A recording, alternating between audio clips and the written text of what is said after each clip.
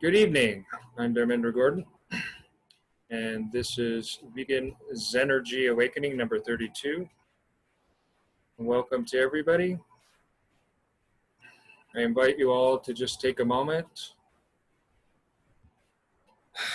to just take a break from whatever you've been doing in your day up to now. Give yourself a moment to take a little space for yourself, create a little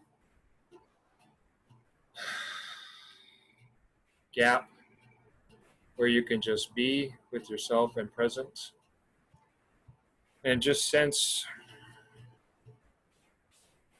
with attention into your belly.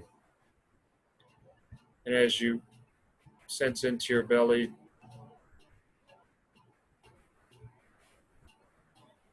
just follow your breathing for a few breaths.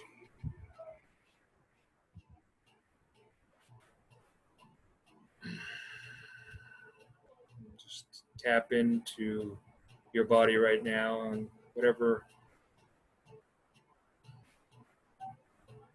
you're feeling in your body.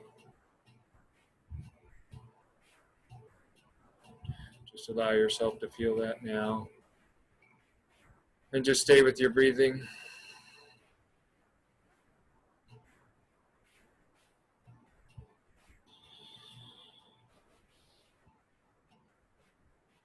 And just allow whatever your mind's doing to do whatever it's doing.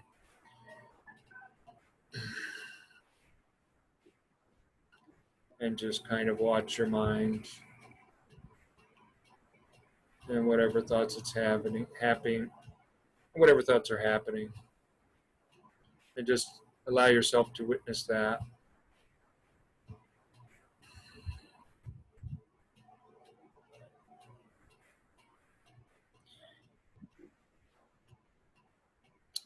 So the theme of the 21st Life Code is resource management.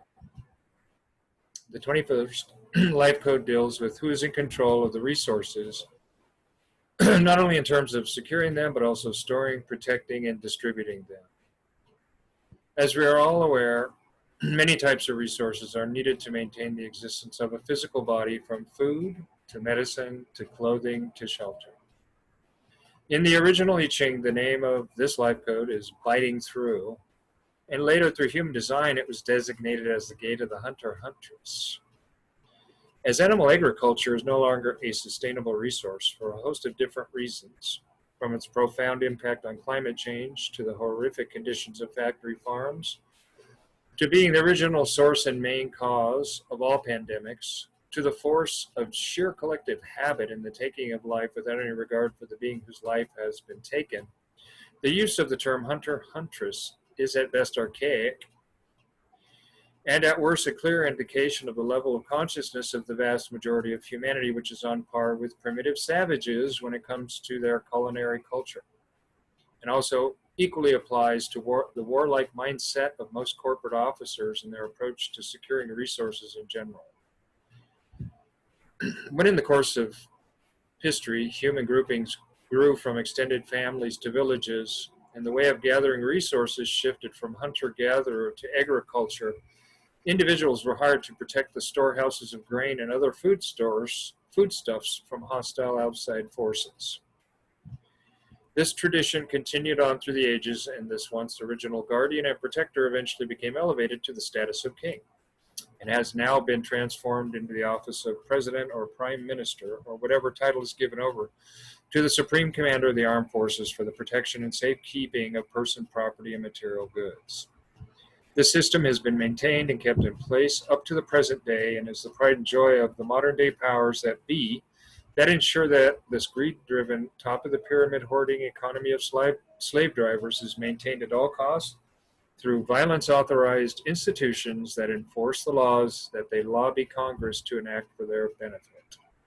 And it's chiefly because of this that we have a world on the brink of collapse in pretty much every sector of life that you care to look.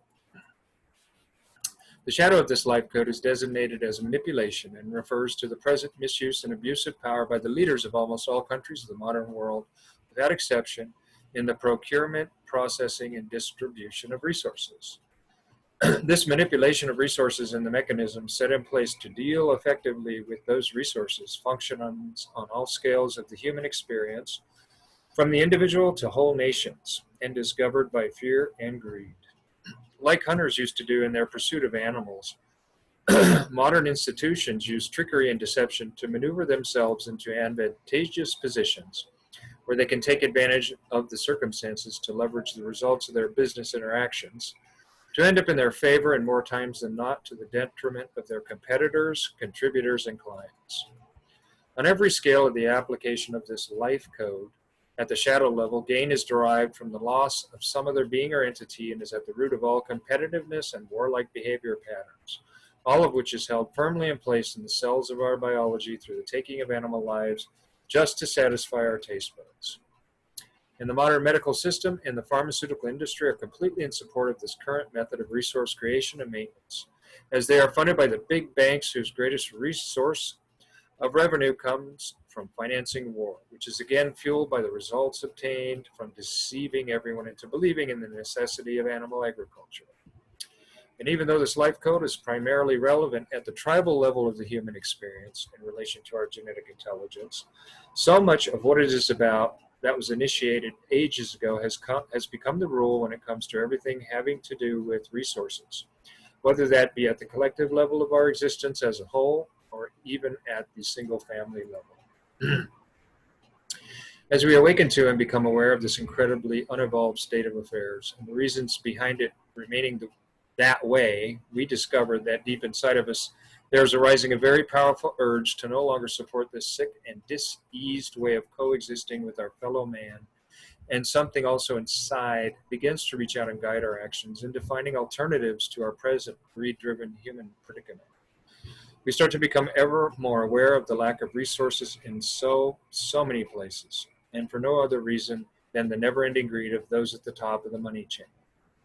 We also, if we are lucky, realize that the only sane first step is to change the pattern from the practice of a greed-based economy to the practice of a gift-based economy, as it is the only way, when enough of us are participating, to transform the frequency that is behind and sustaining the way we interact with, exchange, and in general deal with resources. Everything we think, say, and do is the result of a frequency, and that frequency determines the quality of consciousness guiding those fundamental capacities we all have access to. And it is up to us if we want that process to be dictated to us through some foreign entity who cares nothing about our welfare or well-being whatsoever, or we can choose to align to a frequency based on love and compassion and begin to create an energy field where different possibilities are present that are much more beneficial to ourselves and all those around us. Allocation is the name of the gift frequency band of this life code. And here we find that what is allocated as a resource actually matches the need for that resource.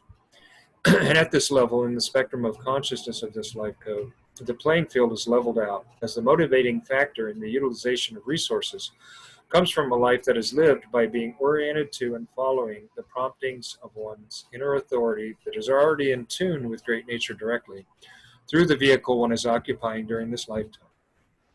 To act from the heart in this place implies a capacity to put oneself in the position of another and ask, what would I need in order to answer to the necessities demanded by the situations in terms of the allocation of resources, and then to act accordingly for the benefit of another.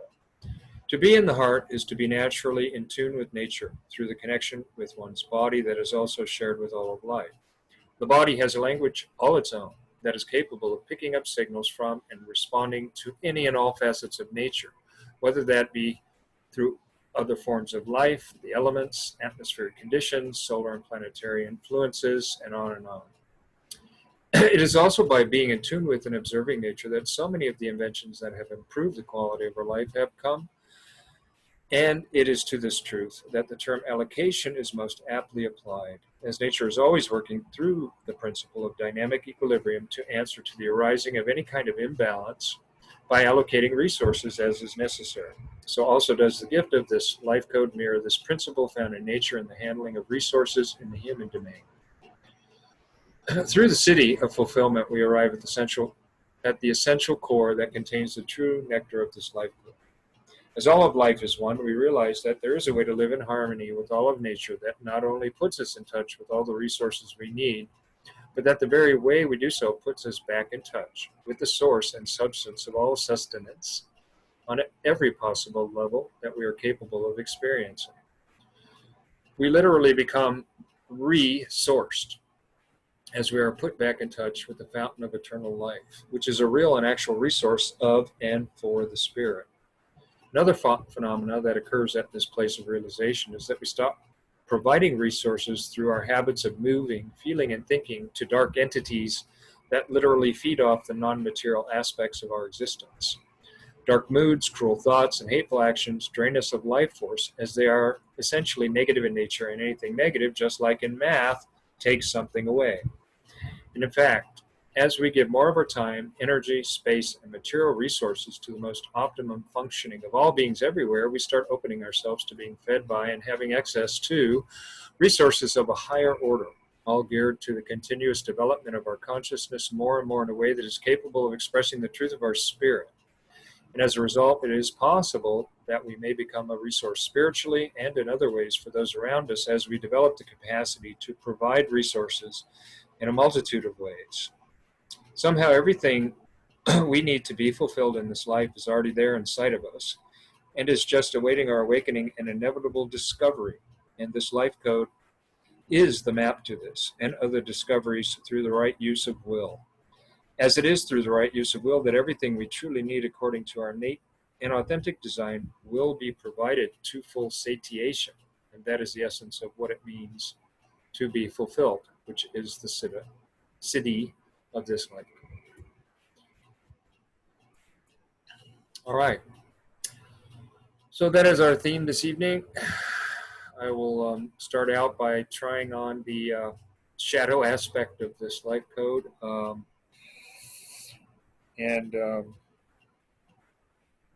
Looking through that filter, I kind of see how in my life, out of a kind of deep defensiveness against my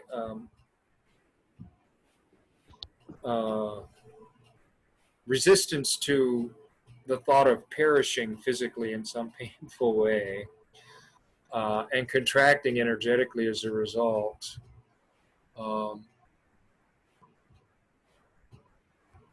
then my mind would come in and literally become the chief strategist to try and control whatever is happening around me in my environment and within myself, to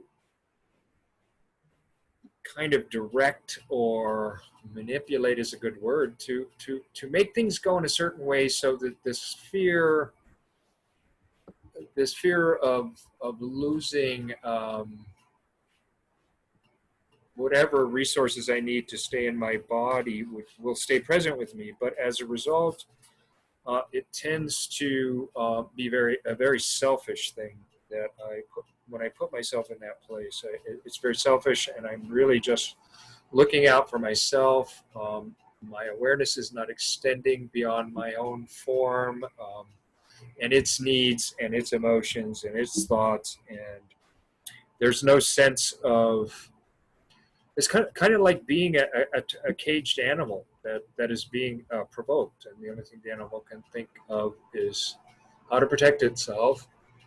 And there's also the sense of a feeling of wrong, so that's influencing the mental set. It's like there's an injustice going on, and for myself personally, and I've seen it reflected out in the society, when there's a sense of an injustice, many times it's just straight into a reaction to protect whatever resources are perceived as being taken away. And so it's a very contracted space, this shadow. And it's probably one of the most vicious, because when you truly feel as if your life is being threatened, whether it is or not, but what is happening is that your sense of what you depend on to stay alive and and all the things, there are so many things implied in what it takes for us to stay alive, from air to water to food to house to to income to so many things. And when we feel threatened, when I feel threatened by that and put in that place, then some of the most powerful self-defense mechanisms come up. So it's a very powerful shadow to step into and try on and see how it feels. It's very it's not a very comfortable place to be in. It's not a place that I feel like I would want to spend a lot of time in. And the times in my life that I have spent time in there, and a lot of times it came not so much even from physical survival issues being threatened, but a lot of times from losing something that was very dear to me on an emotional level. Probably even more than any other type of as type of suffering has given me more suffering in that way. And it takes away all sense of hope and just a deep feeling of why do things have to be this way. So I think a lot of those kind of statements like the world is just the way it is and we kind of got to accept it for what it is and it's not fair and we don't feel good about it, but it's just the way it is. It seems like that's a voice that is connected with this life. So interesting. That's my tap into the shadow. Who would like to step into that place next?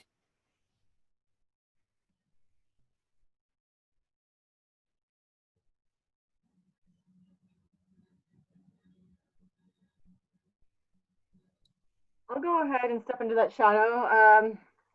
Yeah, I'm I've been working in the visionary world of creativity and technology and design and also workshops and dance and music and things like that. I've always been, on the edge of um, what's coming forth in society, and a lot of people aren't able to necessarily see it. So people kind of attack me for being strange and like literally like you know calling me out in weird names and saying nasty things to me and trying to stop me from doing what I'm doing. And a lot of times they succeed because they've been like my boyfriend or my people who are close to me or something like that. And so there's that, like in trying to bring your vision forth.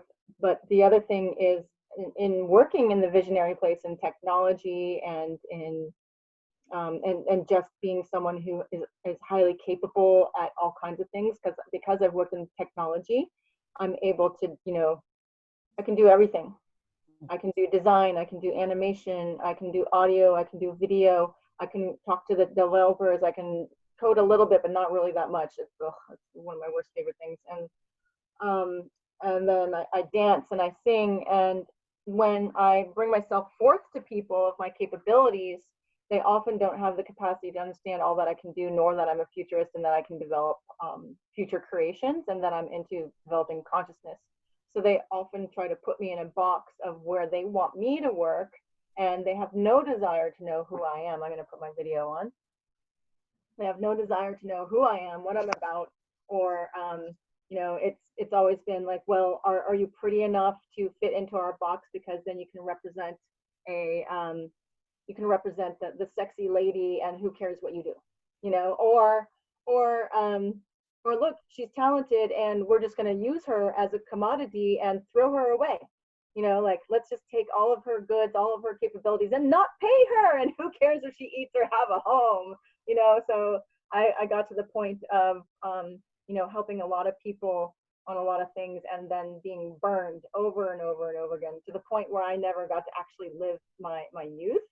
And so now I'm older and I'm like, I haven't been able to play yet, because I'm always trying to get freedom, and then working really hard on in the startup world, actually, and where products don't actually come to fruition, because it's always a maybe, and if the team works, and then also because I had this fear of my work being commoditized or objectified and used, then I just didn't understand how to work in business to make it look and feel valuable, and how to honor myself. But that's where we can probably get into the gift and and the illumination. So I'm just trying to say that I see how people commodify people and how they commodify people's capabilities through your roles as what you can give to a business in exchange for money. And then a lot of times you're not even valued for all that you can do. And like, I've been in places where I can make people millionaires, and I have made people millionaires, you know. And the thing is that if I'm in a space where people don't realize all of my capabilities, and they put me in a box, then they're only using a very small amount of me, and then they're not even getting their whole potential. And then I'm not happy because I'm doing something that I hate doing, like someone's numbers. Like I am not. I can do that. I can do spreadsheets and numbers and things like that, but it's not my way. But if I want to make a project happening, then I might have to do that for a little bit, but it hurts my body, it hurts my back. And you know, people, when they don't recognize how hard it is and difficult for people to do certain aspects, and they actually have a better talent, because they don't want to get to know you because you're not pretty enough. You know, or like, so the women who are beautiful that I noticed in some spaces, people are like goo goo gaga and who are you and stuff like that. And then, oh, you're just the okay pretty girl, so it doesn't matter what you do. That's what I've seen in one scene. And then in the man's scene, oh, you're the woman, why don't you just go get my coffee and be a secretary and things like that. And I have over 20 years of experience in design and creation. And if people don't want to use the beautiful capabilities I have to offer because they don't want to bother knowing about it, so they're losing money, really. The whole world is losing capability by like not acknowledging me, and me also not being able to show what I'm capable of because of people taking from me, because they've stolen my assets, my house, my bank, my even my body. I haven't been able to show people what I'm capable of because it gets ripped out from under me on repeat. So I lose it, and then I can't show anything to anyone. But I still been like coming back up, like, okay, I'm trying to get back up there and share my work, share my offerings, and learning more and more skills along the way. So someone is going to have a great boon from all my capabilities. And I'm really happy for those people that are actually going to be able to see me, because I'm so tired of those people that use me and put me in a box just so they can get a little tiny bit of my capability so that they can get higher than me and then dump me. Not cool. Sorry. Bye-bye. Putting myself on mute and stopping the video. I've definitely a chip on my shoulder about that. And I'm hoping humanity comes alive and cares about the hearts and creations of people. And that's why I'm creating technology for that. So that was really well said. That's one of the central issues of this. And hi, Lucy, welcome. One of the central issues of this life code about resource management is turning every living thing into a commodity, including humans for their labor, animals for their bodies to eat, you name it. And so that's just a huge, huge, huge. I mean, that's pretty much what makes the world go around, is the people that manage and control through manipulation the flow of resources have objectified everything. And anyway, we all know where that comes from. It comes from heartlessness, and that's easy to do if your number one priority is just making a buck, so you can keep controlling the resources. Anyway, Nancy, did you want to go? It looks like you unmuted. Oh, no, I'm in listening mode. Okay, well, that's fine. Cool. So Lucy, I don't know if you had time to read the whole. You did? Yeah. Okay. Well, so we're just in the middle of the shadow of manipulation. I've shared and Denise has shared, and we have a new lady, Danny, and she'll jump in when she feels like it, if she feels like it, and that's where we're at the moment. I'm going on mute.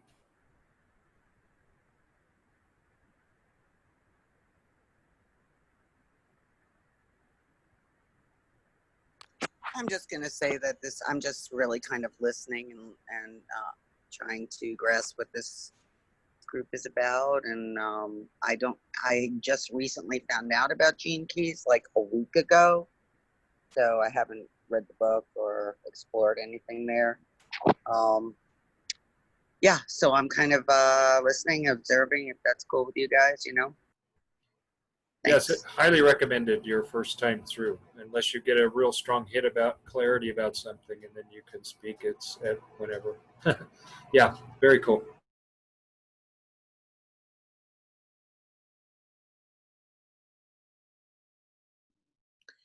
Yeah, hi everyone. I missed last week. I did read the description, but obviously as I missed the beginning of it, it takes a little bit of time to kind of get into the flow of things. So, but I was very intrigued by the context of resource management and manipulation and the control of resources that is this shadow. I watched, has anybody seen the documentary 13th? I saw it 2 nights ago. It was super interesting. Called 13. 13th? That's The number 13 title. 13th. So Yeah, yeah. yeah, so it's about the 13th Amendment, and I don't know anything about, you know, the American Constitution really at all, but yeah, Danny, yeah, 13th. So it's about the loophole of how when slavery was abolished, they actually were able to still use slaves or turn people into slaves through the criminal justice system, through keeping them as criminals in prisons. So that's still what's been going on, even more so over the last couple of decades. And it's just, yeah, turning people into commodities, as well as the animals, and management of humans as resources. And it's just, it really got me fired up. Got me really like, obviously it's very appropriate for what's been going on over the last few months with Black Lives Matter, but everything else as well. So yeah, it just really made me see the similarities of what this shadow was about. And also it's appropriate for where I'm at in my life at the moment, where I'm really getting into the flow of an abundance mindset, and things are really starting to manifest. I manifested this apartment. I don't know if you guys remember, I was talking about the house bus that I was working on bringing into my life. So I was manifesting that, setting intentions for it, feeling the feeling of what it would be to what I'd be able to achieve being there, but also how it would feel, the gratitude for it, and actually, and saying, you know, this or something better, whatever is for the highest timeline, and something much better for this moment in time has arrived, and just the synchronicities around it are just insane. So yeah, my resource management, I'm getting a lot better at that energetically. So I don't know if I have much to say from my shadow for myself at the moment. I feel like I'm in a really good place, but on a global scale, yeah, it's super appropriate. And I feel like moving into the next age and creating a new world is going to be about much more evenly spaced, evenly, more appropriately allocated resources, and sharing things evenly, and sharing things for the greater good and for the highest timeline, as opposed to what's just, obviously it's just a couple of people, literally a couple of people at the top who just own and control everything. And it all trickles down, and everybody's been enslaved, and everybody's been turned into commodities, and turned into resources for them, and turned into just zombies, and indoctrinated, and everything that's about our own internal resources has been completely eliminated. So yeah, it's the world has been in shadows, but we will through spaces like this, we'll be able to move into our gifts and into that higher sitter space for everybody.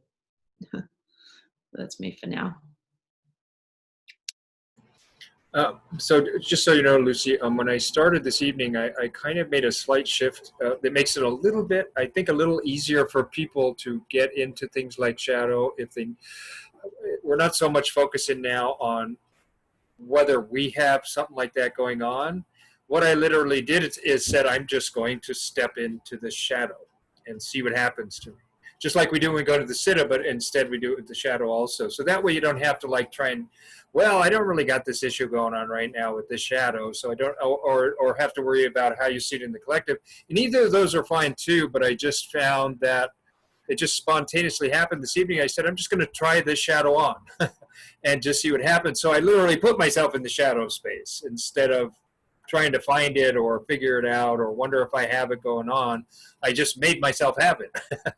So that was a good way to do it. And then, because then it's like when we do the sittas a lot of times and we just step into it and we kind of describe what we, feel and see. So it's the same thing with the shadow, and it worked really well. So it's just a new thing I want to invite people to, if they don't have anything going on with themselves and they don't really, they're tired of talking about how it is in the world because we see it every day, then you can just intentionally just put it. And the neat thing about being able to do that is then it makes you the master of it. The minute you can put on a shadow, then you can take it off anytime you want because you put it on. So in a way, it's kind of a new kind of like little teaching thread here in this, where you're learning how to literally master a shadow by choosing to put it on. I mean, who does that? But the beauty of it is then you get to choose to take it off because you put it on, and only you did that, nobody else. So it's kind of a cool thing that just sort of we just walked into this evening. I don't know, it just happened that way. But it seems to me that, this is evolving too, and I like that it's evolving and that we have another step we can use with this. And I think it's a little more interesting too when you try it on, because then it's almost like acting in a way, except that you really feel it. So it's not acting because your intent is to actually be in the space of it. So yeah, and so anyway, I just wanted to share that. It just made it a little easier, and then we don't have to deal with all those. It just kind of simplifies it, and at the same time deepens it. So I wanted to share that with you. So if anybody else has anything, if anybody else would like to share, let's see, myself and Lucy and Denise have stepped into the shadow of manipulation of resource management so far. If anybody else would like to share, I'll wait a moment. If not, we'll just go into the gifts.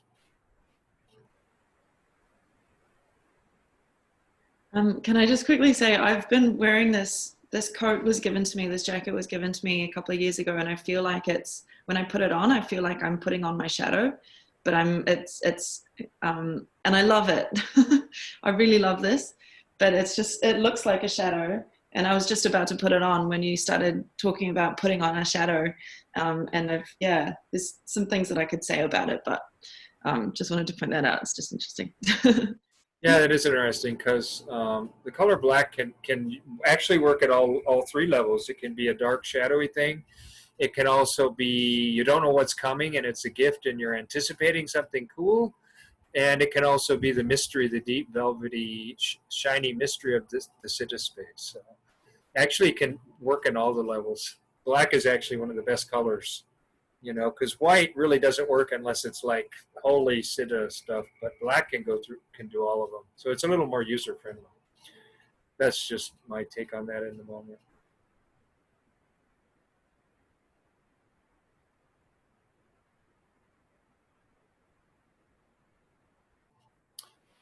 Okay, well, I think we'll go to the gift then.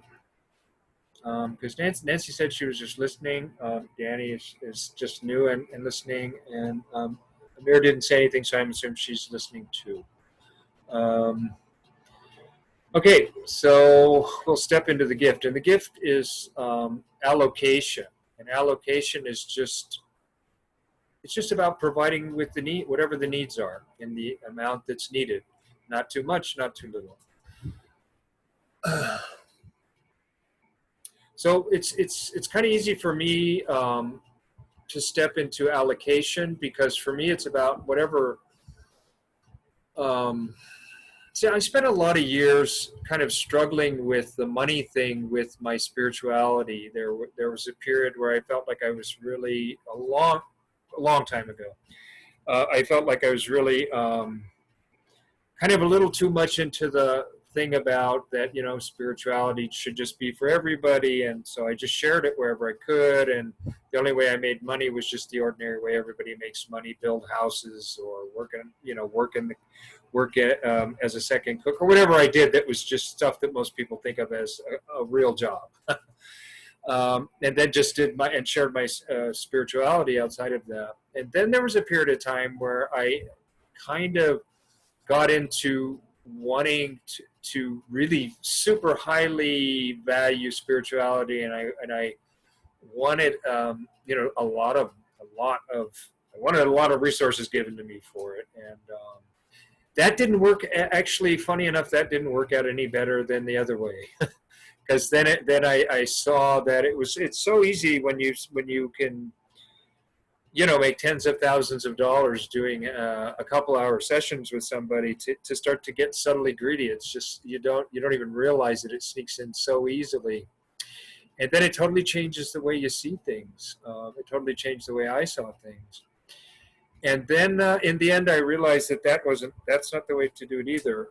And so when I step into the gift of this life code, I realize now that what's most important is this planet really needs some awakening to go on right now, really needs some conscious evolution, because without that, no matter how much good there's going to be in any part of the world, it won't last very long, because it's only with consciousness. When you change things consciously, they stay changed. If you just change things, they can easily, like shifting sands, they can change again down the road. And so you had something good for a while, but then it's not good. That's the way of the world, because people aren't doing things consciously. They're just doing things. And sometimes the good gets sway, and sometimes, like right now, there's a lot of bad that's got sway in the powers that be. And so that's a perfect example of that's what unconsciousness does. But when there's consciousness involved, and so I saw that for myself, it's not anymore about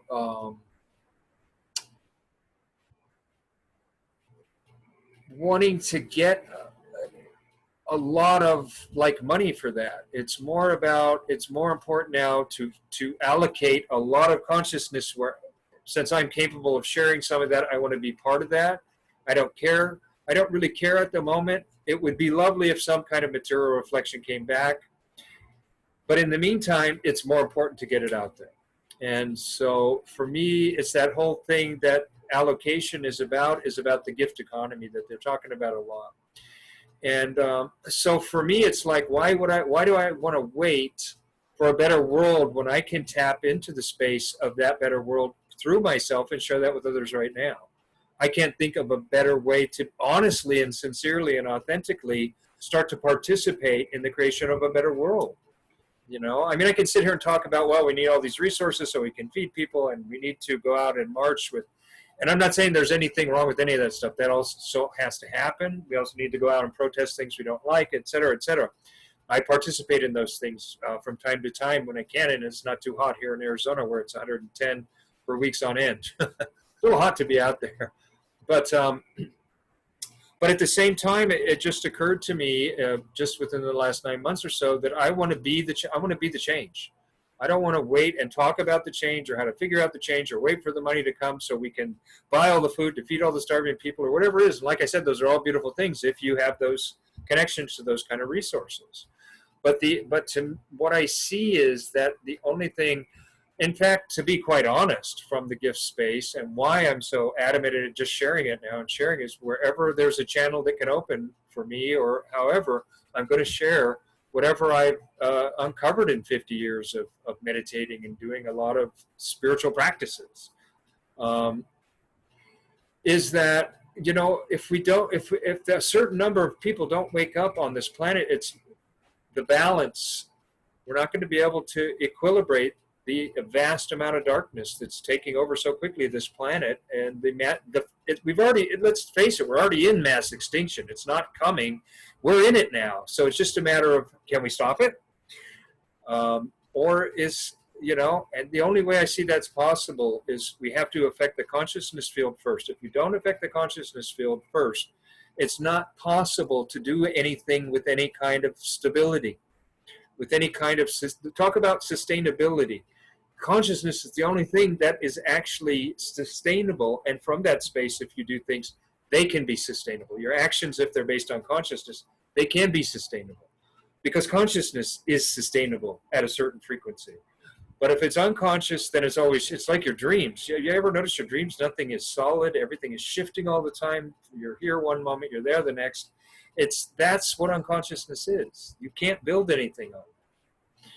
So for me, my gift to the world right now is this, and any other place that I'm sharing this kind of ability to. I'm just saying, if we need to accelerate consciousness, then I'm going to be one of the first people to show people and share with people, this is how I accelerate my consciousness. Join me. Learn how to put a shadow on and take it off, so you're no longer a victim of your shadows. You're the master of it. You can use it as you like, and sometimes we do need to get shadowy just to reach some people. Some people will only hear you if you're in a shadowy space. If you're not in a shadowy space, they don't even hear you, which is interesting, but that's how it works. If you don't come to somebody's frequency, at least initially, and then if you can tap into through that shadow their frequency, then you can do what we've been learning here. You can slowly and subtly just start feeling good about what you're sharing, and your shadow will naturally transition into a more of a gift frequency. And they went along with you, and that tapped something into them that, whether they do it or not, they've just learned a way to by being open to accelerate their frequency of consciousness out of their shadow. So obviously I'm a bit passionate about this, and I think there's good reason to, because I see it, and I'm not the first person to say it either, that if we don't have a certain number of people stabilized at a higher level of consciousness, that it's not real. We're not going to be able to change this. We're not going to be able to stop this. Especially, if some of these people, we need people that are also in important positions that start to get this, in politics especially, and other places. And then that movement needs to grow, and so I think right now I just say, calling all people who have that capacity to raise consciousness. You know what? If you're out there advertising and nobody's buying, then do it for free, man, because the world needs it right now. Beyond anything else, the gift economy needs to come into the world right now, and it's about all of us. It's not just about me. How much am I going to make? How can I control the economy and trick people into doing, and say it the way they want to hear it, so they'll buy my product? To me, all of that it's a subtle manipulation again. And there's lots of people out there that call themselves spiritual that do just that. I'm not saying you can't point out the really good things about your product if they are really good and it's real. But in the meantime, I think it's just important that whatever we have, that, especially if you work in the consciousness field, that, and so that's my gift. My gift is just the passion that I have for this, that I really do believe that that's true. And that's why probably the biggest reason I'm doing this is to support, up in the frequency of the consciousness. Thank you.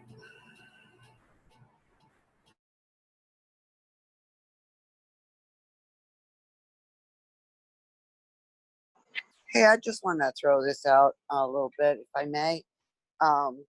Y'all are associated with the Climate Healers Organization? Yeah. Okay. Getting activated about spreading the information and the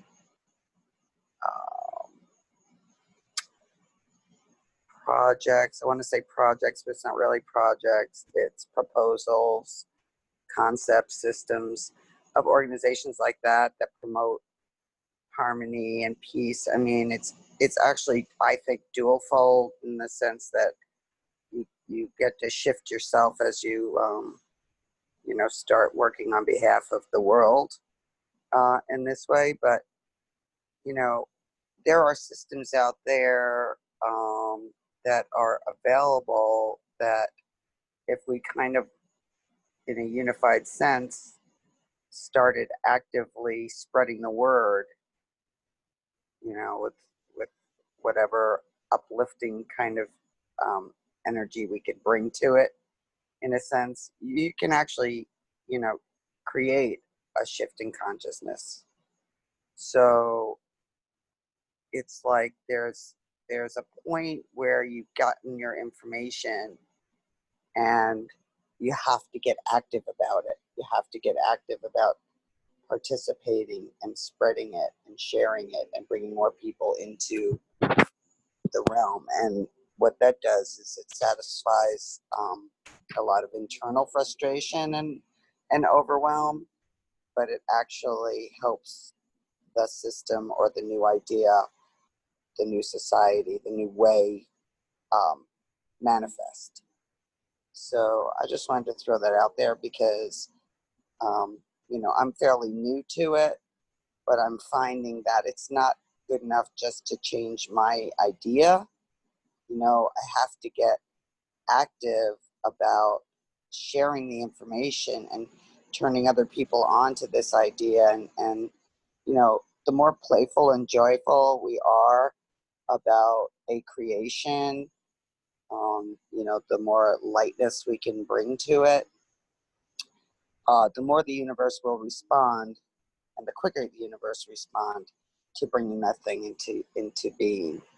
So I think it's, you get your sense of your growth out of it. You build a community, and you find some unification that everybody can move forward towards. And there are little steps.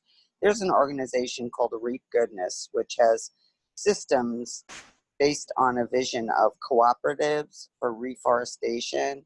And it's like never been done before. It's a whole new approach to a cooperative sense of a sharing economy. And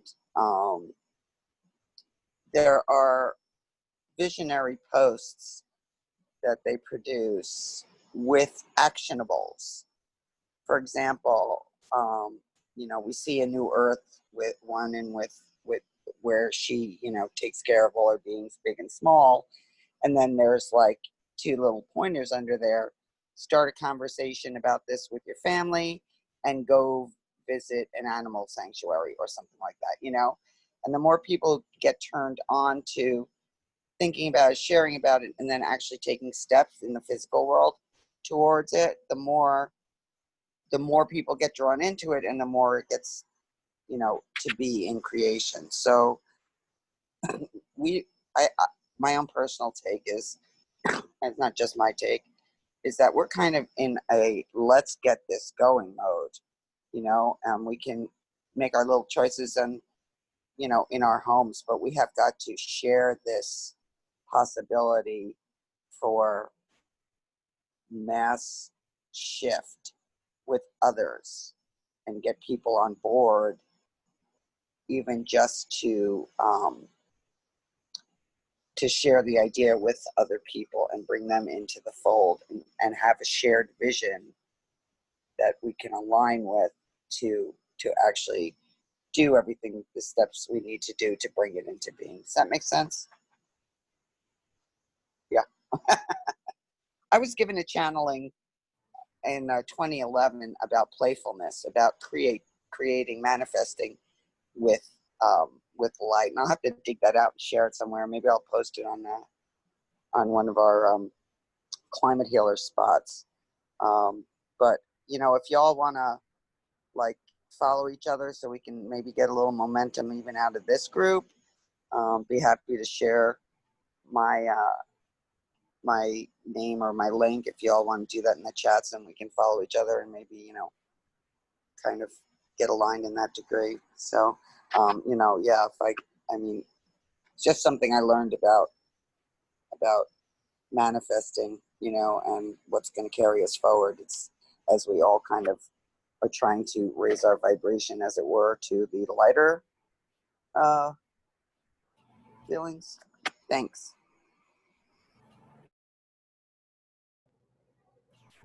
Hey, Thank- hey, Demi.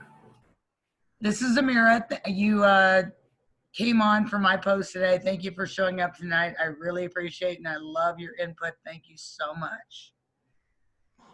Thank you. Thank you, hon. For putting out what you put out. And I totally agree. And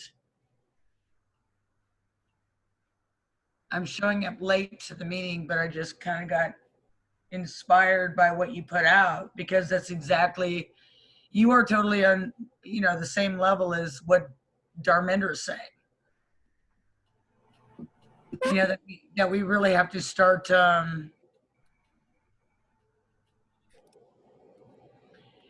you know, really getting creative and really,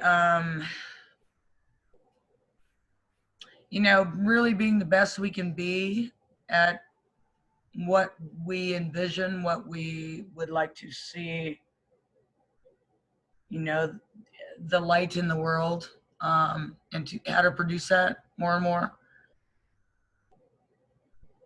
You know, it's really about it's about shutting up, showing up and suiting up, you know, or whatever, however that order is. I learned a long time ago. It's really just about doing what we're talking about, making something happen. Anyways, that's all I got to say. That's pretty much what I got from what you were saying. Yeah, I feel a sense of urgency, and I've been more of a doer than a beer, and I'm going through my own stuff. Like today was one of those rip-roaring days from hell, between mind chatter, negative thoughts, negative emotions, and I have a lot of help around me, and I was just like having a mental breakdown after, like, I had a run for like 5 days of joy that I hadn't experienced in 5 years. So my whatever is taking place, you know, it's been, but I know that I'm here to do this kind of stuff, and so I'm engaged and I'm motivated, and I feel like I really need to bring a lot of people into the fold, because just in the sense of you're feeling good, you feel a possibility, you're aligned with, say, Celestia's program, or like I said, Reap Goodness, which is another major system change, you know, based, it drew me in because of cooperatives, and get involved with them, help their story get out, you know, help them plan an event, do a fundraiser, whatever it takes. You know, you tell 2 friends, they're excited, and they tell 2 friends. You know what I mean? It builds. And with the web of the internet that we have right now, you know, shit can catch on rapid fire. So we can make this happen. You know, It's the old Fabergé shampoo commercial. exactly. Actually, that's what you look like on Zoom. People in boxes. Thank you and thank you. So let's see.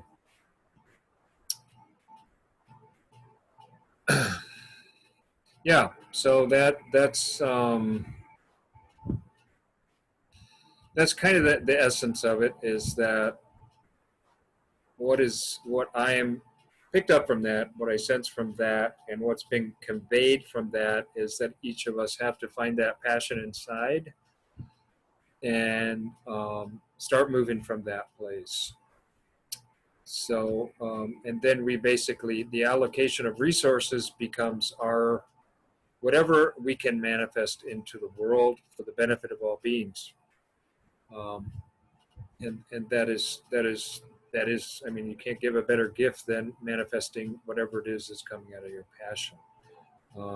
So totally in alignment with this particular life code of resource management and shifting from manipulation to allocation. So I think what we're finding more and more is that the allocation means that if you see something that's needed, and you can, and you're capable of it, then you can fulfill that. So I think and I think it's just a matter of the more awake we are, the more I think we'll start to see where and how we can do that. Okay, who would like to go next? Me. I'm into it now. Totally feeling this, what you just said, totally where I was at, what I was thinking. It is really a time now of everybody joining forces, yet being their total individual person, you know, and bringing whatever gift they have. It's really, talk about the gift. I mean, that's where I'm at. We are in the gift, right? Thank you. Okay, I wasn't really listening. So anyways, I was in my own thing. So I guess I was in tune.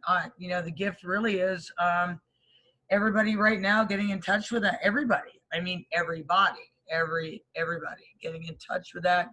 And what I mean when I say everybody, it means our duty as the people here and others like us right now in this meeting and beyond.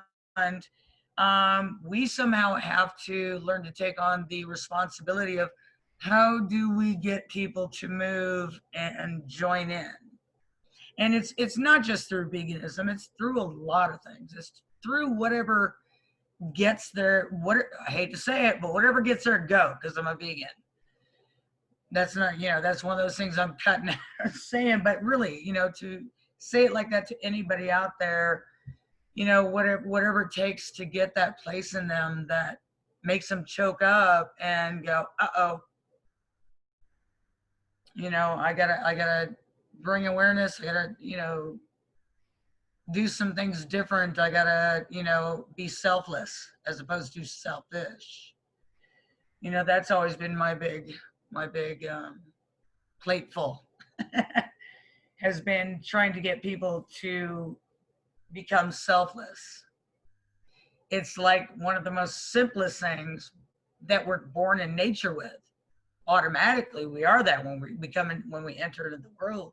We are selfless. We are, you know, totally blank in a sense. Unless you want to dwell on past lives, and I really don't give a crap about that anymore. I'm more interested in what's happening with folks now, not past lives or anything. So, you know, it's how do we, number one, realize that we are all individuals, and number two, come from that place. When we come face to face with another, or these days, Zoom to Zoom, with another entity, another energy, another, you know, person, face, whatever. What are we going to, it's like, it's just always like, it's like paying attention. It's like you just walk life now, because that's being in the moment, and you pay attention. So you listen to what somebody you come into contact with, wherever it is, however it is, and you be the listener, and there, on that note, you can respond. And that is really, truly the only response that you can offer,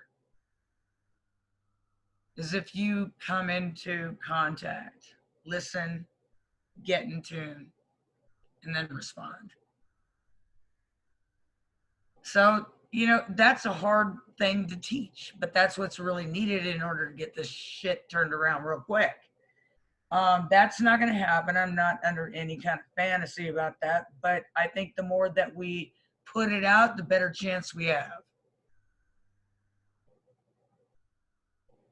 I think the more that we stop, you know, kneeling down to levels of lower consciousness, and I don't mean bully or beat people up, because I've become so soft in my activism, and it was a long journey. I was the hardcore bitch at the beginning. I wanted to shove it down your fucking throat in the beginning, and then I had to start paying attention to what worked and what didn't. And Nancy, by the way, was a big help, because she said, we got to start offering it. If we start turning more people onto vegan food, that's gonna, you know, that's a great way to reel them in. And I really, you know, things like that from a lot of people. So but we really do have to get, we have to listen. We really have to listen. I think what we're doing right now is trying to listen too big to something really huge. I think we're putting the listening thing on something that is massive, as opposed to listening when you're in the present moment, wherever you are.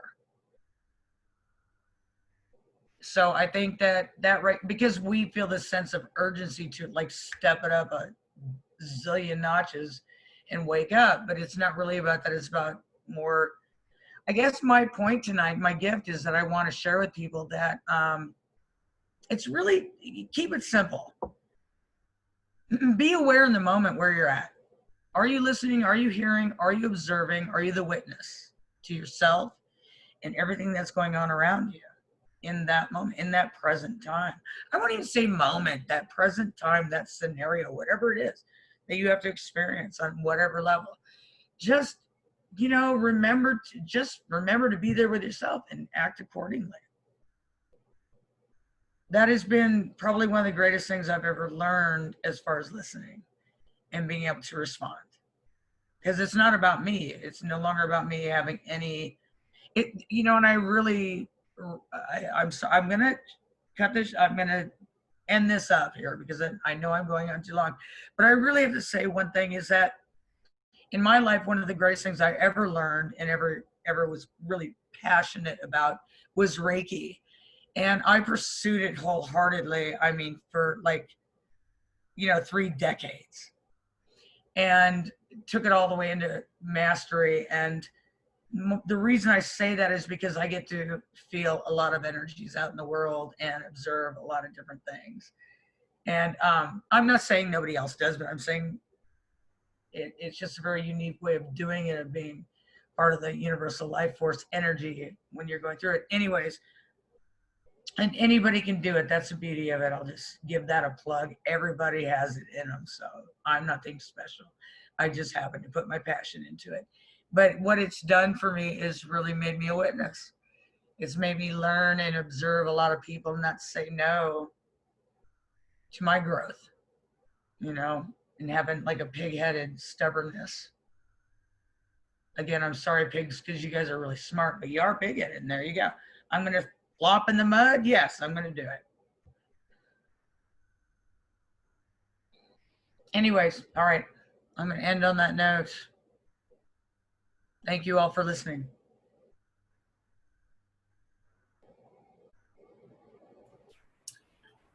Thank you. Yeah, just that's a great example, the universal life force, because talk about something that only just gives, has gives so much, and always has more to give. So that's actually, when we get to the Siddha, that's going to become a relevant point, because then we're going to get into what the phenomena of fulfillment is. Because the universal life force is not just about filling in where it's needed, but it's also taking you to your own ultimate optimum. I'll just say that for now.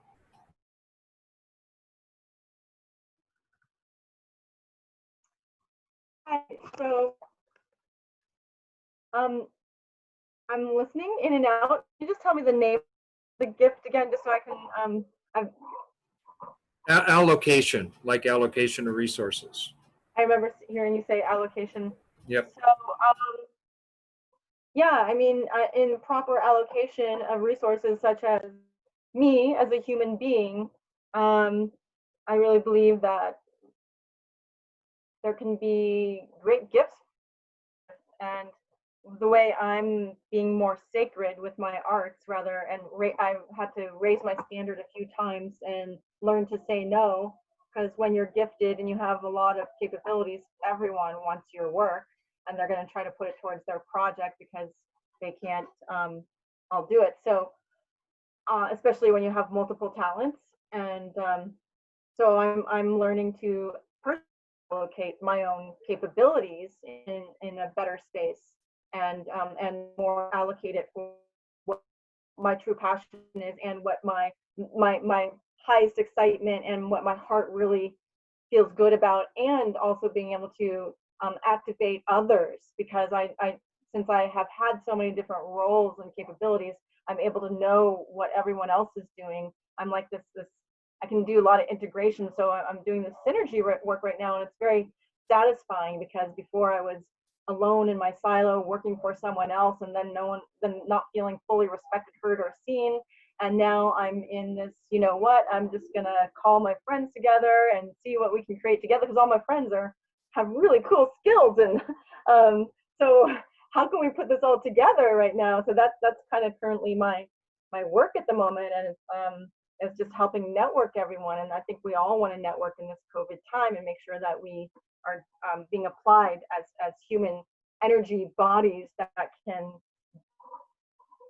add to thriving Earth. And so it's learning to say no and saying yes to what I love, and then also feeling like I'm helping others so that their resources can be allocated, and we can, hopefully resource allocate together. Right now, I've been working for without pay for a few months and years, actually, but at least I'm working for what I believe in. So that way I can, at some point, hopefully, like I plan on being paid and actually being seen for what I'm capable of. So it's like an investment in what I love. And, luckily I'm staying at a friend's house who's also feeding me, so I don't have to pay rent and I don't have to pay for food at the moment since COVID started. So before, it was always just simple little survival that I had to do after things getting stolen from me and taken, and carpets ripped out from under me. So I'm really happy to be in this gift space of raising my standard, and all who believe in me and understand my gifts so that I can apply them. So that's my better allocation, and allocating it for the world so it can survive beyond fear of scarcity, but into thriving and consciousness, and deepen our consciousness. And I will only work on projects that are for consciousness and understand the concept of consciousness now. And I have too many talents to waste it on anything other than that. And I've let go of everything so I could do it for the cause, rather than only try to have to survive in someone else's box and then not be able to work on the causes. So here I am. Love your help if you want. We've got a Burning Man virtual reality space for consciousness being made right now. We need some organizers and people who can organize artists and things. So thank you for listening. Beautiful. So the thing I like about this particular theme in this particular meeting with all of you is that every one of you, and I just met you, Danny, but I already get it from you too.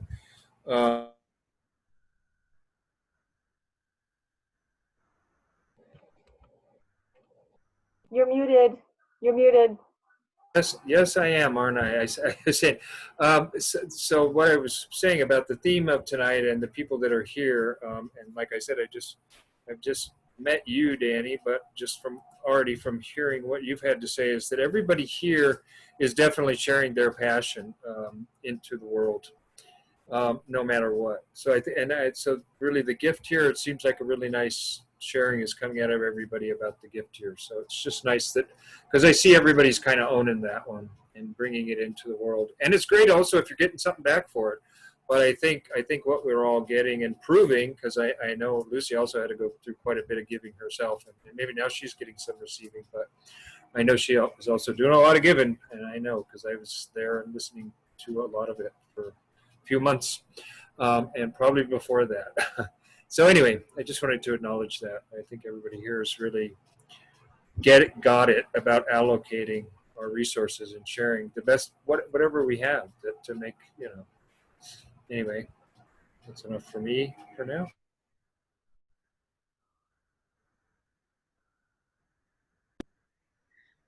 Nancy, did you want to go or should I go? Oh, go ahead. I'm actually finishing making my salad, and then I'll be able to talk. Okay.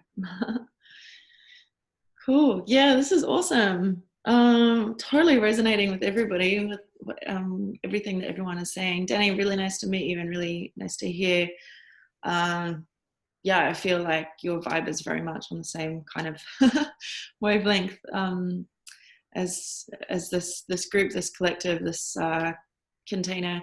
So yeah, really resonating. And this is just, as you say, Damendra, it's been, yeah, very much a matter of, I mean, I've been, made a post about it the other day, but I've been pretty much just living off rags, like oily rags for, I haven't had my own place. I haven't had my own home. I haven't had a bedroom. I haven't had my own bed for about 5 years. And it's just such a blessing. I feel so grateful and so excited to have my own bed, my own bedroom, my own place. And that's, you know, I've put myself through that. That's my own choice. It's I did what I needed to do to learn the lessons that I had from it. But now I feel like I'm really in a stable place that I can truly step into. Well, the last couple of months I've been working on my own internal growth, my own spirituality, a lot, as my main focus is to try and understand who I am and my own role in this world and what I'm here to do. And I'm gradually peeling back a lot of the layers and remembering a lot of my soul purpose, my origins, my soul mission. You know, I've known, obviously, well, since I went vegan, I've known that that was a big part of it. And so really I'm here to help raise, transmute all the dense energy and help raise the consciousness of animals as well as the people, the human collective. But on top of that, there's other stuff that I'm learning, I'm remembering as well, which is really exciting.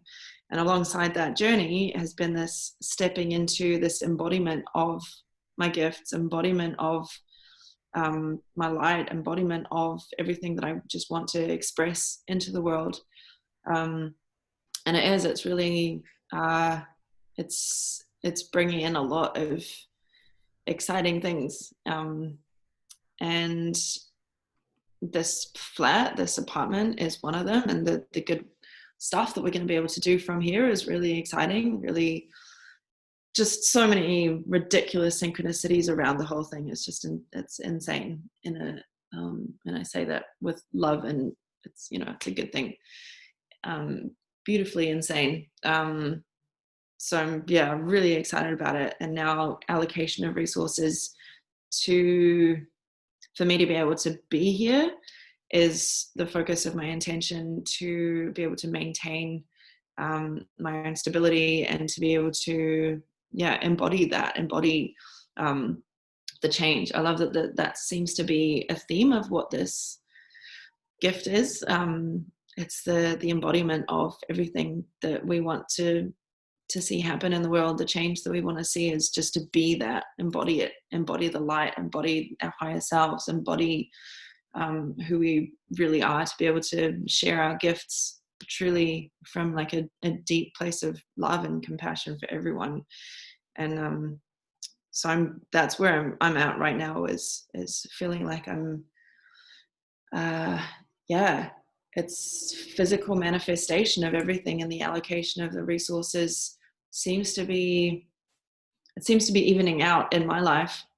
Resources of high vibrational energy is manifesting physically, which it has in a lot of ways in the past, but at the same time it's been, yeah, a lot of hard slugging.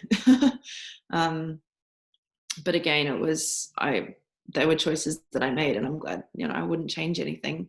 I'm just really excited that I'm now able to be in this place and be in a place of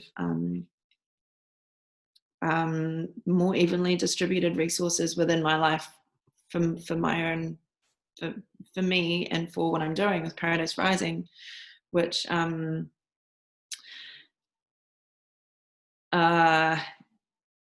I don't know how often I mention it, and I don't want it to come across like self-promotion or anything, but just it's connections. It's really connecting with other people who are doing similar things. And I think you're all in that place, and you're all like artists and creators and really beautiful, amazing channels for the light, and making these connections with people like yourselves is just Please really promote yourself.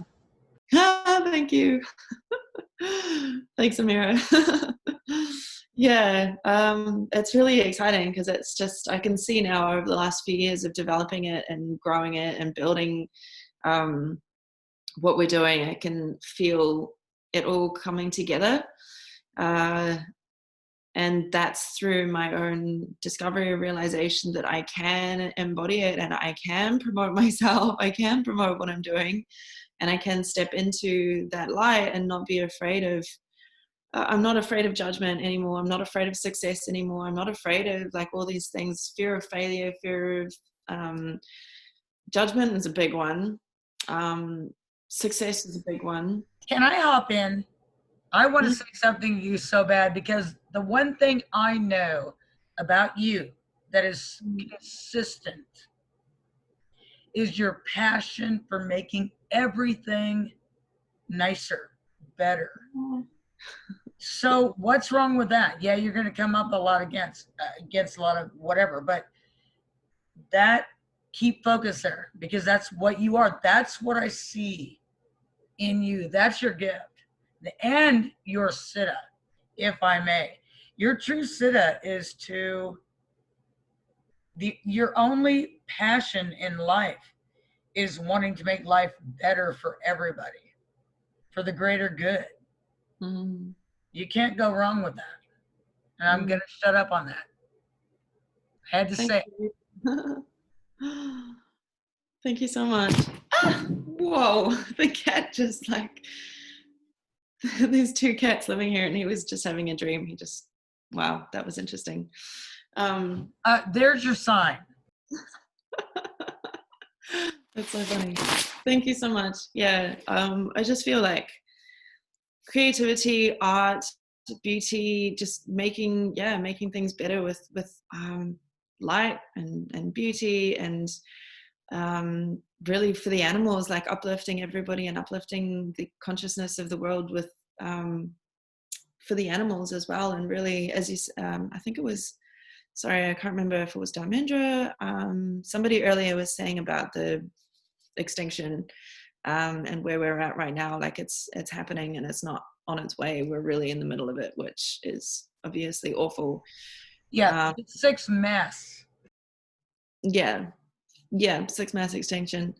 And I'm really wondering what, or feeling into how we just focus on helping those who are still able to liberate themselves and are able to be in freedom in the future, working with those who are already aligned. Like the species that have gone, and it's obviously, it's really unfortunate, but focusing on the light and focusing on how to raise the consciousness and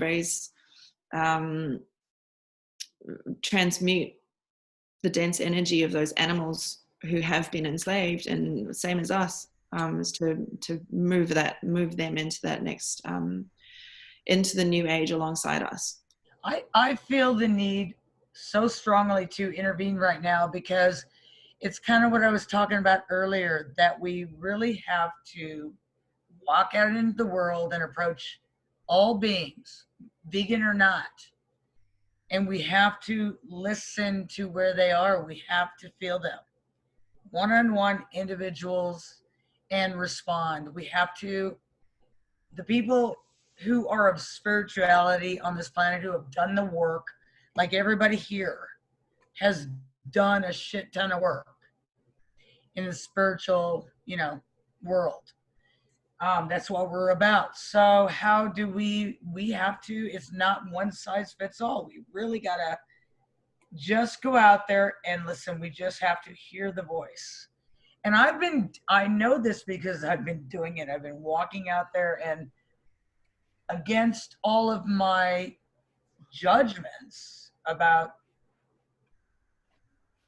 the administration or animal cruelty or any of it, I just have to go out and do my best to try and reach the soul that I'm connecting with in that moment. How do I reach that person that is in front of me? How do I strike up a conversation, hear them out, and respond accordingly? So that has been, that's my message big time, is how to listen and respond accordingly. And it goes even beyond the vegan thing, because we have to reach people that aren't even aware of what that is. Mhm. And I have been fucking fighting for 8.5 long, tiring years, where I've gone to vigils and protests and screamed my lungs out and freaked out on people and, you know, did disruptions in public. Oh my God, seriously? So, you know, been there, done all the activism on so many levels. And I'm finding now that, you know, I just gotta tone down. And again, I do give a lot of that to you, Nancy, as I said earlier today, because you said something that stood in my head. Hmm. Because I too I'm a pretty damn good chef if I want to be. I say that lightly because people expect something of you if you say you're a chef. Everybody comes around going, cook me something. Hey, Amira, I'd like to see if Lucy has anything left to say. I'll go for it. Yes, please, Because please. she was in the middle of what she was saying. Lucy, do you have anything else? No, I'm good for the gift, I think. Thank you. Okay, Yeah, okay. I'll come back and consider. Okay, great. Thanks. Well, that was really wonderful to hear. Was that Amira who was saying that? That was me. We've spoken before, Nancy. Yes, we have. I know. Yes, many And times. I said something to you in the one long conversation we had, and then I felt terrible that I had said it. And then I realized from what you're saying that maybe it was okay. When I talked about the boom in plant-based foods, especially like plant-based meats and cheeses, and because of the work that I do and the interest I have in following the food industry, I learned how that the boom in plant-based foods has to do more with health and environment, and more than, you know, it's not like the result of vegan animal rights activism. It might affect it a little bit, but mostly that's how these things are being promoted. And it's really changed my activism too, you know, and I said something like, you know, like protests could stop tomorrow and it wouldn't, in terms of the proliferation of vegan food, it probably wouldn't matter. And then I felt badly that I had said that, or was conveying a message as if saying like, well, protesting is ineffective or we shouldn't do it, because I feel very strongly that actually the protesting is still very important. You know what I say all the time? I say there is no one way of activism. Exactly. All forms are needed. Mm-hmm. And you have appreciated mine on Mm-hmm. some levels, and I just appreciated yours tonight. I told you. Yeah. So yeah, and this is important, people. Yeah. This is because we have to be able to reach people. like a demonstration of what I've been talking about. Because there's like the negative, like facing the horrors of eating animals and using them. No, that's okay. There are places where that's needed. It's all needed. I'm all about all activism. I'm about here's my deal. Here's where I come from in activism. And I mean this on all, not just animal, Black Lives Matter, all of it, women's rights, gay, whatever. It's everything that we've ever encountered, all rights, period. Is that it is up to the individual. Whoever had the right to steal somebody else's fucking way of being. Right. I mean, that is preposterous. That is like, I mean, come on. How do you top that? What is that? That you really have to come in and go, I think you should be different. Yeah. And that just goes without, that's on all levels of everything. Yeah. Well, if we want people to listen to us, we have to be willing to listen to them. That's what I've been saying all night. That's what you're saying. Yeah, I know. And that's so true. My message It's Yeah. been my message. It's been listen and act accordingly. Mhm. One-on-one with that individual. You can't listen to a whole shit ton of people. If you really want to hear another human being where they're coming from, look them in the eye and say, please tell me what you have to say. Mhm. Let them go. Mhm. And you will, your insight will come. Because that's how we're built. You know who's got a really wonderful video out right now? Melanie Joy. I don't know who that is.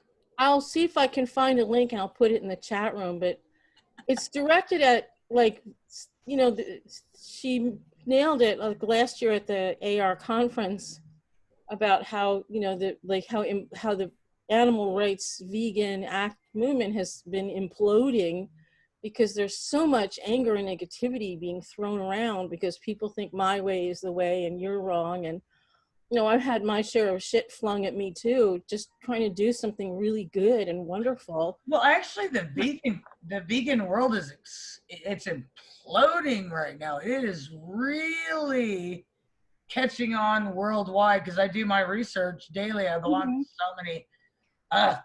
God damn it! I spend 8 hours for free researching vegan shit. Anyway, and I'm allowed to say that because there's a lot of it. Anyways, and I love it because that's who I am. Whatever. But so keeping it on the theme of resource management and allocation. So I think what we're getting out of this discussion here is that there's a lot of different ways we can give. Gift economy, which is the theme, the essential theme here at the gift level of this particular discussion, because that's what we're doing here. And it's okay if you go into other stuff, but I'm always going to link it back in so there's continuity, especially for people who are watching it later. Really cool.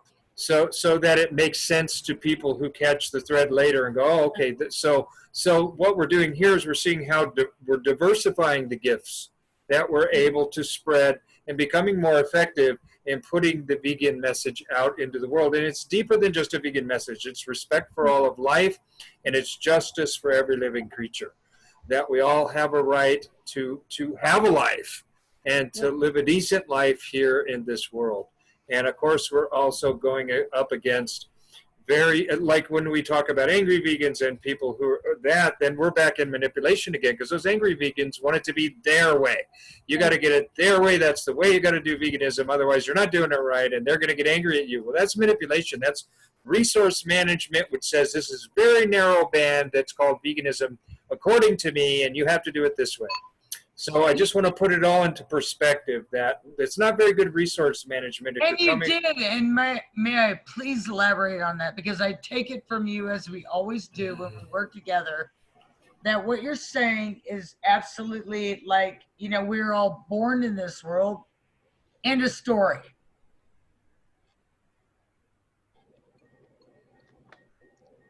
Who has the right to be anything over anything else, you know? Or anyone. Bye, Denise. Thanks for coming. Too bad we couldn't sit up with you. Unless you have a moment to jump into the sit-up. Oh, please do. If you want to. Yeah, I have another call coming in, so I can jump in. Can you just tell me what the word is? I have I'm juggling a lot right now. Fulfillment, like of your destiny. You're even willing to die for it. It's the ultimate level of valor. That's the siddha of where you allow yourself to be controlled by the higher, no matter where it takes you. That's the essence of what the siddha is of this life code. So fulfillment, yes. I mean, for me, like I've had these visions of what my life is going to be since I think I was born. Like I came in as, like you guys know, because I've been here quite often talking about being a magical child and then like not knowing how to use it. So it's about coming back to that fulfillment and really fulfilling that destiny of being that magic, that deified self, that highest potential. And so, you know, what I've gone into discovering, because I've had, you know, weird energies around me and my physical body taking over, like that's energy yuckiness, you know. So I've gotten really deep into how my energy body feels inside and outside. So for me, the deepest fulfillment is to work on optimizing the resolution of my embodiment. And when I think about my cells and my energy body being in bliss, and my vocation and my life's work in the gene keys is bliss, it just makes me, it really is me going for my highest excitement. And in the past I was like, you know, scared of that or embarrassed, you know, that I was so into love and bliss, and people would call me cheesy and stuff like that. But That's so sad. you know, people were so anti me. They're like, and it was like, and then I had to hide it, and then I had to fight to like protect myself. And then it ended up being like, ah, you know, like I had to like be this, I ended up being like a warrior woman, like, ah, ha, ha, you know? No, but no one should ever have to hide that. Thank you. I appreciate that. So now I've just recently, you know, being in my 40s, I been around people that actually promote and sponsor that, and it was so beautiful to finally join that. And I got to see my deeper realization and fulfillment of that. And you know, and on the other side, I've been sad that I haven't been with these people all along. But now I just want to make it for people that are like me, to come into, be able to be their bliss and their love, and to promote that in the world, and think it's okay for women and men to be that nurturing self. So my highest fulfillment is to be that, but also support people in being that. So it's like, as I support people in being that, I'm also being that, because it fulfills me to know that people are not going to have to deal with what I have to deal with, and that they can be fulfilled. But at the same time, I'm always trying to help people, and so I'm learning to still how to help myself and be fulfilled. And I hope that in me, you know, wanting to help fulfill people, that they're also wanting to help fulfill me. So because I just want to give back constantly, but like as I learn something, I'm like, I want to give it. So I'm just learning how to give that, and also be fulfilled in the highest resonance, and just really be that light being. Like I vision and I see what it's like to be filled with light, like loving light, and like joy and bliss. And when I meditate every day, I give myself that, because I have had patterns of, you know, having to protect myself and feel like I'm in a cage, and you know, bounded, you know, and actually that's what physically happened to me when I was a child. I was literally bound. I was like, anyway.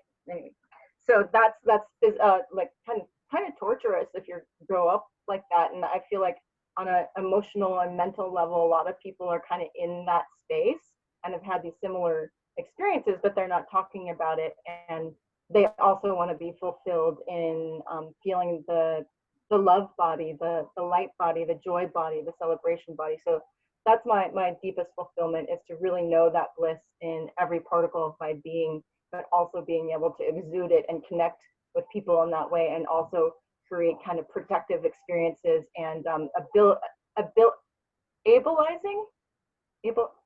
giving people the ability to be that if they want to be that. Because I feel like a lot of people want to be that, and they're shamed out of it, and it's not there's no space held for them. So that's why technology can help people transform into higher spaces. And I guess that's why I kind of had that place of working in technology for a long time, because I can help steward that into life in this way for the masses.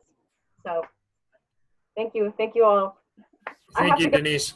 We're building a Okay, VR thanks for jumping in on that and doing that. We'll see you next time. Your aliveness was perfect.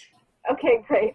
Yeah, this the conscious playground in the metaverse, if you want to join. Go ahead. I'm sorry, what were you saying, Dharmendra? Oh, I was just going to say, definitely felt the Siddhi come through at one point, because this is a heart life code, by the way. I didn't say that earlier. This is one of the heart life codes. Heart or ego, you choose. Yes.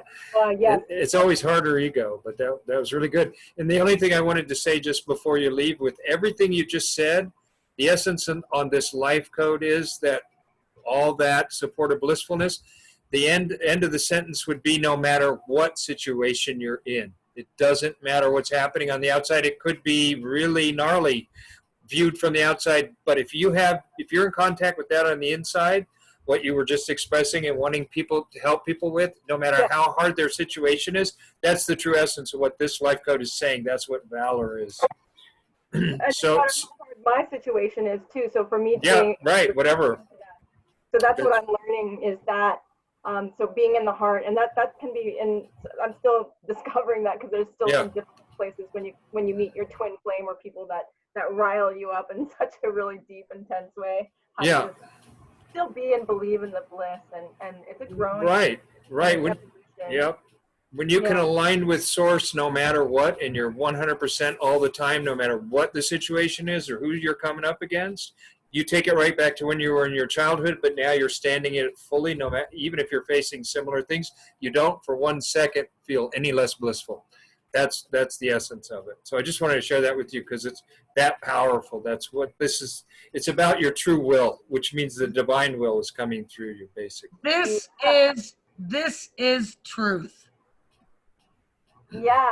So I am channeling and calling that in every morning, and transforming and transmuting anything that comes through me. And if I can't transform it, then I actually I turn it off. That's where I'm at this moment because I'm not ready if I can't transform it. Oh no, it's a big one for all of us. I don't know that any of us are there yet. Some of the greatest teachers like Christ or Buddha, they owned that one. They faced their death and they didn't stop doing what they were doing.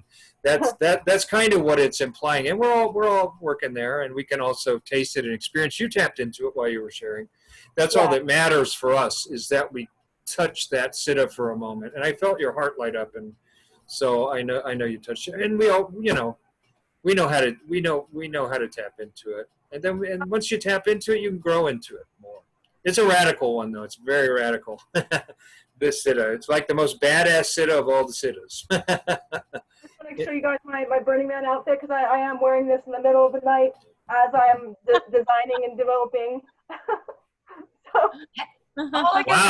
All I gotta say is I've never done Burning Man, but I'm from the era of Woodstock.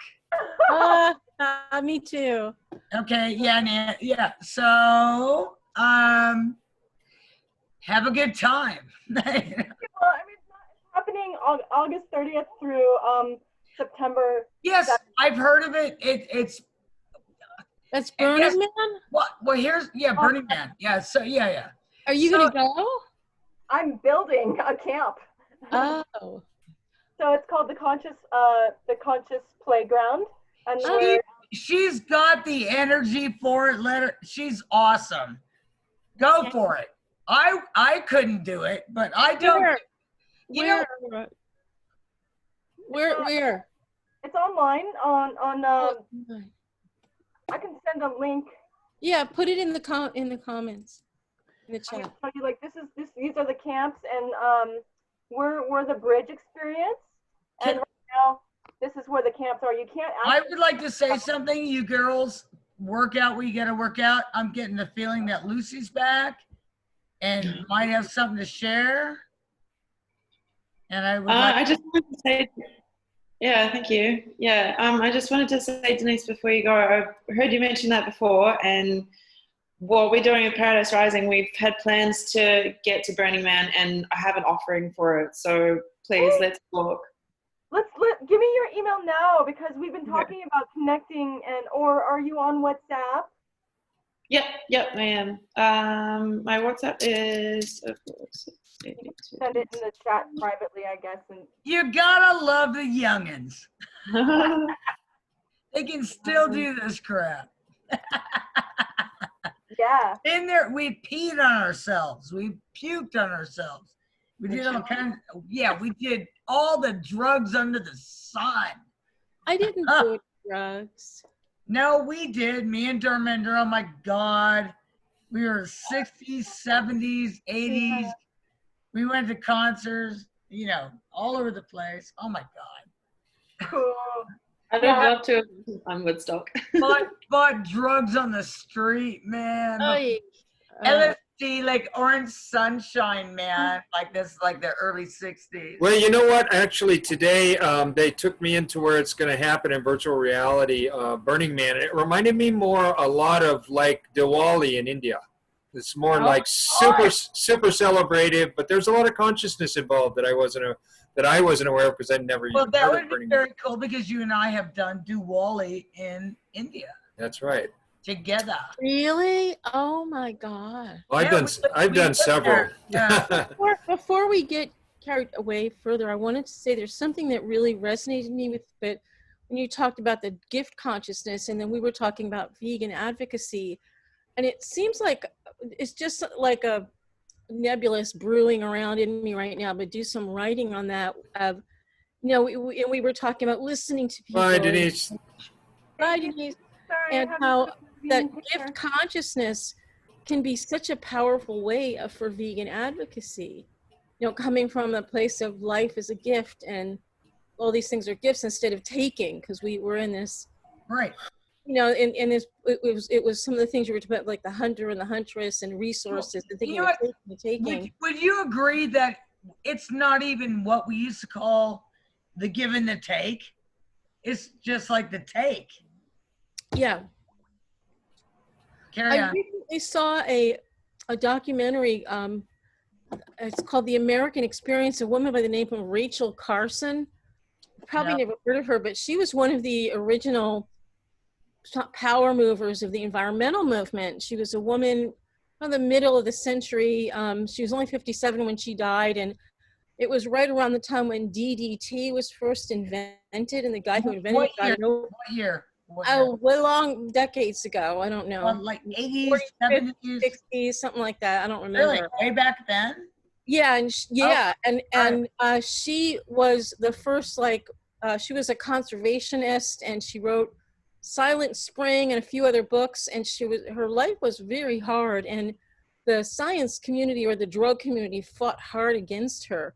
But it was a very interesting take on how at that point people thought, or the West thought, our whole thing was to dominate and control nature. And Right. see what we could get from it. And we thought we could Right. do it with chemicals and dominating and controlling. And it all has come back to bite us in the butt. Was it actually that they actually thought that, or that they just No, thought that's they could what the take mentality. advantage of something, but they No, didn't? that's the mentality. Well, we Okay. got to control nature. All right, They killed all these insects, and they got rid of malaria that way. And so there was some original benefit, was to preserve life, and but then all these things happened. But it was a very interesting thing to so many decades ago back, and to this woman was a voice of caring and environmentalism, and people responded to that too. Her books eventually became massive bestsellers, and she was Are you fairly talking about Jane Goodall? no, not Jane Goodall. Well, same I'll difference, put right? Rachel Carson. No, Well, Jane Goodall got very famous, but she wasn't vegan. yeah, this lady might And the not be controversy about that forever, and it still remains. Hey, ladies. that's What I fine. want to do, because it's kind of, and it's all interesting, and it does relate a bit to the shadow and the gift. But we're in the Siddha now, and I want to do the Siddha Go for it. because we're at the end of the meeting, and I don't want to. And if you guys want to go on after, that's fine. No, I'm in. I'm in. Do it. So Denise already opened it and started tapping into it, but what the Siddha is, as I open into fulfillment and fulfilling what is my destiny here on this planet, and it feels like when I go into my heart, where in the past there used to be the place where I'd experience as if somebody had hurt my heart. When I breathe into there now, it's like there's a deep joy. So that's the sense I'm getting from this Siddha. It's the very place that would in the past bring sadness or pain or hurt. But as I breathe into it through this Siddha and align with the divine will, it's like it's telling me that I'm here to go through places like that and bring my light into those places.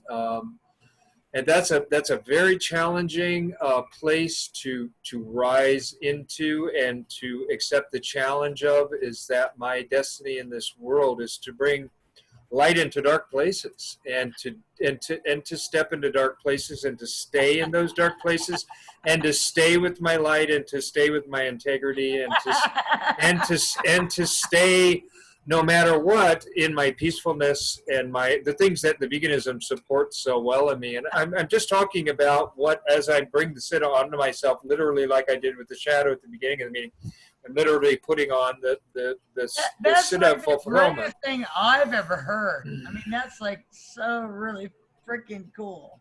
Thank you. Yeah, and also in putting it on the Siddha, I'm doing this because my body's doing it. I'm not even trying. I'm just, as I put it on, this is what my body wants to do. It wants to bow to the Buddha in all of us, from the Buddha in me, because it kind of makes sense that if you can feel the joy in the place where normally in your heart you feel the pain and the suffering and the sorrow, then it means you've created space for the source, God, whatever you want to call it, to be in your heart there, in that space, because that's the space in my genetic code where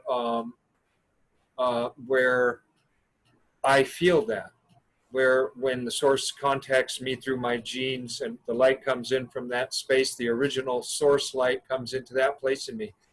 And it feels very strong too. It feels imperturbable, like no matter what kind of, I want to say, warrioristic environment, and that could be on subtle levels too, mentally, emotionally, environment I find myself in, there's nothing that can move me from that place in my heart where the source is touching me, where the highest and the deepest place is touching me. And so a part of our humanness is really to go up against and be valorous, like the Knights of the Round Table, who just believe so much in their Holy Grail, which is just another way of saying, the awakening or being in touch with the source or whatever. And they just carried on with it, and they just did it no matter what, and they weren't afraid to lose their life or whatever. And I'm just saying that if that comes up, this place, this Siddha is capable of handling that. Yes, Amira? This Siddha is capable of handling anything that comes up as a result of what you just put out to the universe. That was really fucking impressive. And I thank you for what you just did, my beloved piece of shit that I've been with for 21 years. Just kidding. No, I have to say that because we've had our ups and downs, right? We laugh about that. Yeah, fucker. You did it again. Well, that's what I do here. I'd like to give Lucy the space to see if she wants to tap into the Siddha, because it is kind of a cool Siddha, and I think Lucy. Yeah. I think Lucy's a bit familiar with it already, because Well, I've seen some videos of her being in some warrioristic environments. Excuse me. And being in her, staying in her heart. That's what I said about her tonight. Is she has done that. Okay, let's let her say some stuff now, okay, if she feels like it. Thank you. I'm sorry, I've been kind of absent a little bit, in and out. I've got to go quite soon. Anything about the Siddha space? Did you hear what I said about when you truly tune into it, it brings you into the space in your heart where in the past you would feel pain, but instead of pain, when you're in touch with the Siddha, that same space where you would normally feel pain, you feel great joy, and you feel uplifted, because you're allowing the divine to come into that place in your heart, where the place in you that is the essence of follow your heart, that when you tap into it, you're unstoppable. So that's that space. If you can put that on right now, see how that feels. Yeah, definitely. Sorry, I'm quite distracted. I don't know if I'm going to be able to share in this, actually. Okay, that's fine. Okay. Yeah, well, sorry. I really wanted to do that, but see, that's stuff in there that I'd like to share, but I can't today. That's cool, because you're basically honoring whatever it is. So in a way, you're still demonstrating the Siddha, because you're staying in tune with what you need to stay in tune with. Well, so and still processing. Beautiful. Yeah. Thank you. I think next week I'll be able to make it again as well, hopefully. So I hope so. I know you're getting busier and busier, and so. But it's always nice to have you. So thank you, Lucy. Thank you so much. I will have to go. So nice to see you all. Thank you. Bye. Bye.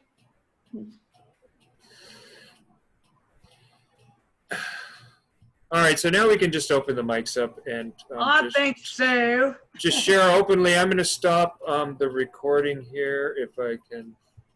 Oh, there we are.